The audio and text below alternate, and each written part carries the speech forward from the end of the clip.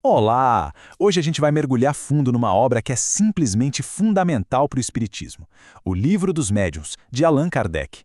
E o nosso foco vai ser uma questão central. Se a comunicação com os espíritos precisa de um intermediário, que é uma pessoa, o médium, como é que a gente pode confiar na mensagem que chega até nós? Pois é, vamos direto ao ponto. Essa é a grande questão que Kardec se propôs a investigar. Se a comunicação passa por uma pessoa, com todas as suas ideias, seus defeitos, suas particularidades, como que a gente consegue separar o que é do espírito e o que é, digamos, uma interferência do médium? É exatamente isso que a gente vai desvendar hoje. Mas antes de tudo, vamos alinhar os conceitos. O que é um médium? Segundo Kardec, mediunidade não é um dom raro, sabe? Não é algo sobrenatural. É uma capacidade natural do ser humano. A questão não é se alguém tem essa sensibilidade, mas em que nível ela aparece. Isso já muda completamente a nossa forma de olhar para a coisa, não é mesmo? Para a gente organizar bem as ideias, nosso roteiro vai ser o seguinte. Primeiro, vamos entender o médium como um canal. Depois, como as características dele afetam a mensagem. Aí vem o ponto crucial, o filtro moral. Em seguida, os perigos de uma conexão, digamos, de baixa qualidade. E, por fim, como a gente pode encontrar clareza nisso tudo. Vamos começar então com a ideia principal. O médium é, na sua essência, um canal de comunicação, uma ponte entre dois mundos. Mas, como a gente vai ver, ele está bem longe de ser só um fio neutro nessa história. E aqui está o pulo do gato. O médium nunca é 100% passivo. Pensa num rádio antigo. Se o aparelho estiver com chiado ou mal sintonizado, a transmissão mais perfeita do mundo vai chegar toda distorcida. Com o médium, a lógica é a mesma. As ideias dele, o que ele sabe e principalmente a sua moralidade funcionam como a sintonia fina desse aparelho, afetando diretamente a pureza da comunicação. Agora, vamos aprofundar um pouco mais nisso. A ferramenta, ou seja, o médium, não só a transmite, como também participa. Ela molda a mensagem. Kardec divide os médiuns de várias formas, mas essa diferença aqui é fundamental. Mesmo nos chamados médiuns mecânicos, aqueles em que a mão parece escrever sozinha, o cérebro do médium ainda está ali, participando ativamente do processo. Já com os médiuns intuitivos, a influência é ainda mais nítida. O pensamento do espírito passa pela mente do médium, que então interpreta e coloca no papel. Então o ponto central é: não existe passividade total. O médium sempre participa. E agora a gente chega no coração da análise de Kardec, na parte que ele considera a mais importante de todas para garantir a qualidade da comunicação: a influência moral do médium. Essa frase é direta, é poderosa. Kardec está dizendo aqui que as falhas de caráter de um médium não são só problemas pessoais, são verdadeiras vulnerabilidades. Elas funcionam como um convite aberto para espíritos que talvez queiram enganar, zombar ou manipular. A sintonia moral, gente, é a chave de tudo. E aqui estão as tais portas abertas que Kardec lista. Repara que ele dá um destaque especial para o orgulho. E por quê? Porque um médium orgulhoso se acha infalível, né? Ele se vê como um canal exclusivo de espíritos superiores e se recusa a duvidar das mensagens que recebe.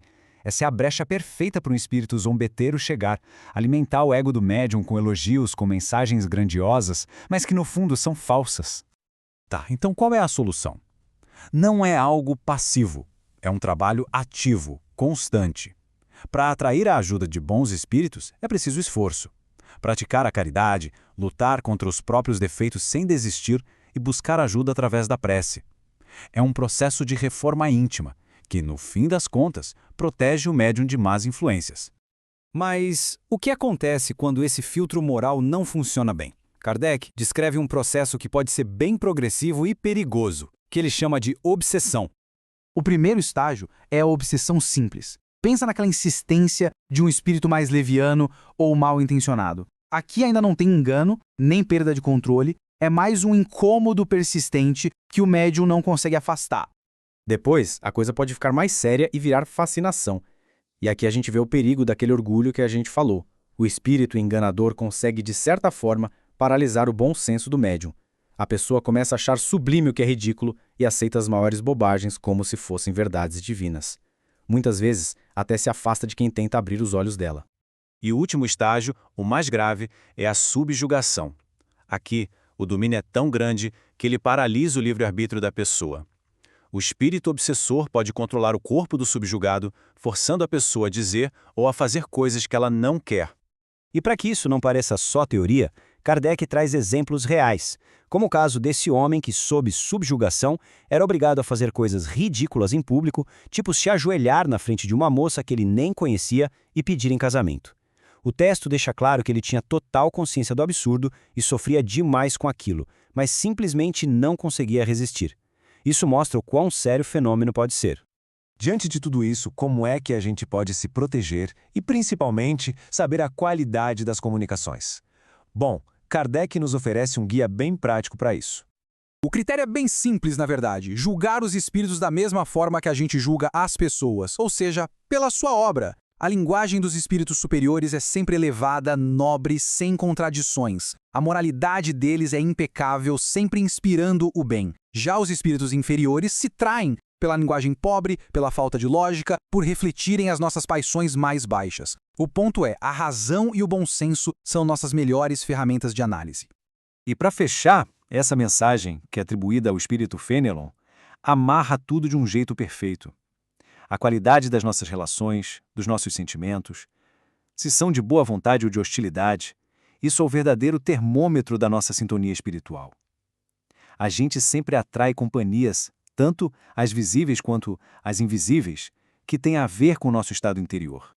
E assim, a análise profunda de Kardec sobre a mediunidade nos leva, no fim das contas, a uma reflexão bem pessoal. Se todos somos médiuns em algum grau, e se a gente atrai influências que combinam com a gente, então o jeito como nos comunicamos e nos relacionamos no dia a dia é um espelho do nosso próprio mundo interior. Uma questão para a gente pensar, não é?